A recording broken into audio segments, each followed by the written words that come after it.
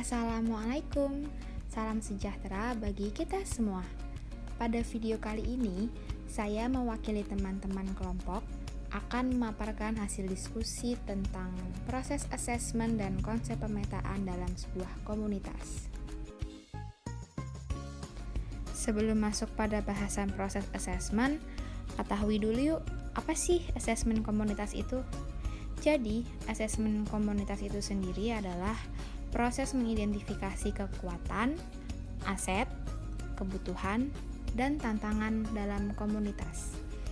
Aset ini mengacu pada keterampilan, bakat, dan kemampuan individu serta sumber daya yang dikontribusikan oleh lembaga lokal kepada masyarakat. Tujuan dilakukannya asesmen komunitas ini adalah untuk memobilisasi komunitas untuk bertindak karena dapat mengidentifikasi dan mencocokkan keterampilan anggota komunitas dengan sumber daya organisasi. Adapun asesmen komunitas ini nantinya melibatkan evaluasi situasi, penilaian tentang situasi, dan perbandingan situasi aktual serta yang diinginkan oleh komunitas untuk tujuan tersebut. Selanjutnya ada proses asesmen komunitas. Jadi di sini prosesnya itu ada 4 tahapan. Yang pertama plan atau merencanakan, kedua do melakukan, ketiga cek memeriksa, dan yang keempat act bertindak. Nah, yang di plan ini pertama-tama yang perlu dilakukan itu kita harus identifikasi dulu nih orang-orang yang akan bertanggung jawab dalam proses asesmen ini siapa sih. Terus setelah terbentuk tim itu baru deh mulai kegiatan, mulai dari identifikasi masalah, terus menentukan apa sih yang harus disertakan dalam asesmen komunitas.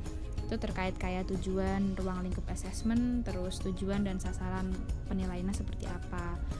Lalu memilih metode pengumpulan data, memilih desain instrumen dan prosedur yang diperlukan untuk pengumpulan data, serta menyiapkan jadwal dan anggarannya.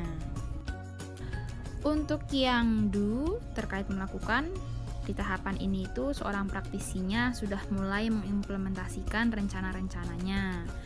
Jadi kegiatan yang dilakukan itu mengumpulkan data. Lalu ada cek atau memeriksa. Jadi di tujuan tahapan ini itu terkait menganalisis hasil data yang sudah diperoleh dari tahapan sebelumnya dan menentukan tindakan apa sih yang perlu dilakukan untuk meningkatkan komunitas. Dan di tahap akhir ada act atau bertindak yang isi kegiatannya ini terkait standarisasi dengan memasukkan perbaikan dalam proses. Lalu merefleksi proses dan pemilihan kelemahan berikutnya itu seperti apa. Selanjutnya masuk pada pokok bahasan terkait pemetaan komunitas. Jadi pemetaan komunitas ini digunakan untuk mengungkapkan sudut pandang orang yang berbeda tentang sebuah komunitas.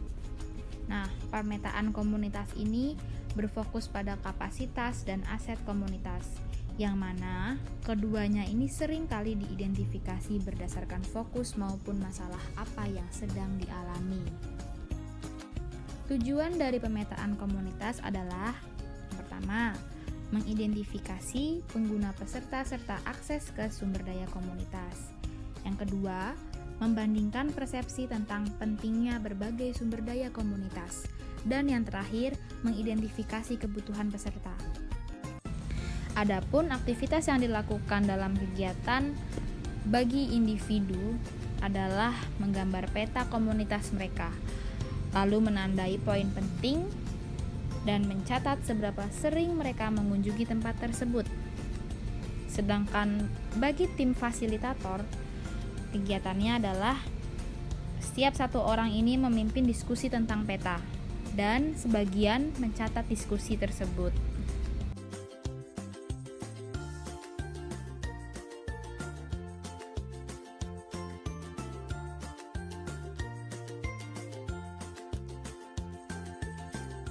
Berikut prosedur yang dilakukan oleh fasilitator saat kegiatan berlangsung.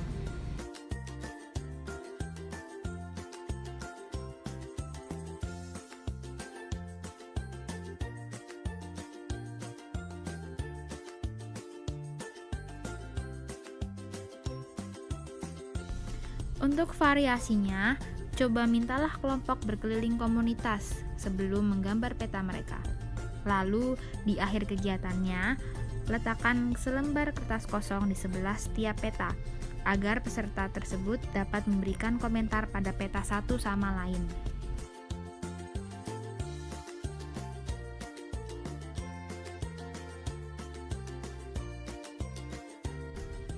Demikian hasil diskusi yang bisa disampaikan. Semoga dapat merubah ketidaktahuan menjadi tahu ya. Terima kasih. Wassalamualaikum warahmatullahi wabarakatuh. Tetap semangat dan salam sehat.